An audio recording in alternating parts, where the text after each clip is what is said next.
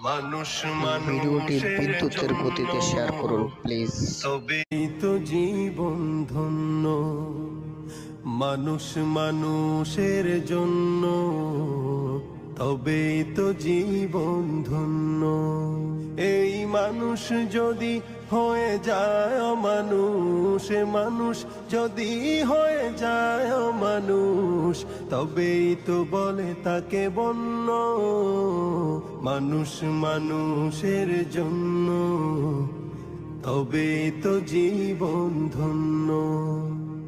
মানুষ মানুষের জন্য, তবেই তো জীবন ধন্য।